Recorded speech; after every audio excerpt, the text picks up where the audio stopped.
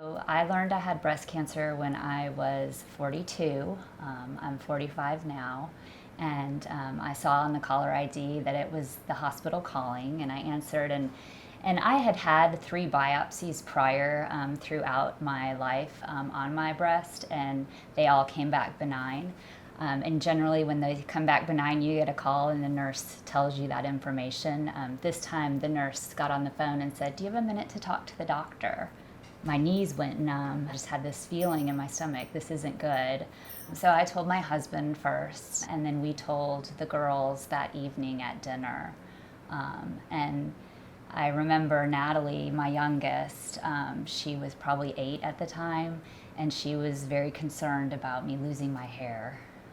She said, "Mommy, are you going to lose all your hair?" And I said, "I don't know, sweetheart, but we're going to treat this and get through it." And I've tried to have a very positive outlook the whole entire time, along with a great support system is what got me through the journey that God put me on.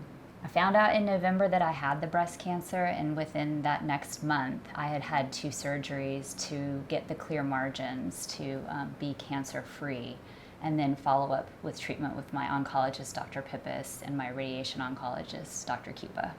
Jennifer's a wonderful patient, wonderful person, very kind heart, and she went through treatment several years ago, has been doing well since then.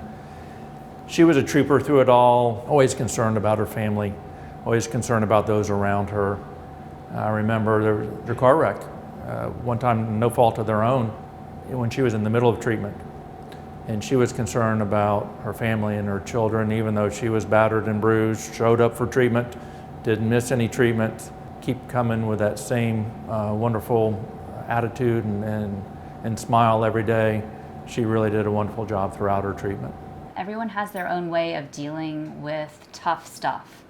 I found a great way in checking boxes. That was how I dealt with it, and looking at every day as a blessing. The John B. Amos Cancer Center has some amazing nurses and physicians who all provide an overwhelming amount of support. So I can't imagine what it must be like to go through cancer in these COVID times and to come here and be alone. But you're really not alone here. There's always someone here to support you, whether it's another patient who's going through something very similar, or it's a member of the medical community that is willing to be a listening ear, a helping hand, a shoulder to cry on. Folks from outside of Columbus come here and see what's here, and they're often in awe of what a city, they say, like Columbus. I think Columbus is wonderful, but they say a city like Columbus can do this. But that's from lots of folks over lots of years that have, again, pulled together all the resources, put it in one place. So when the patients come here, there's one place they can come. They know that everything's going to be here and that they're going to be taken well care of. One of my daughters, Sophia, did something very special for me. So she made these rings. She called them radiation rings, and it was kind of like papers that were tied together, a chain of papers, and it was 33 of them. That's how many treatments I had, and we put that on each bedpost in my bedroom, and each day I would come home after radiation treatments, I would pull a ring off until I finished, and that's probably the most special thing that anyone's ever done for me.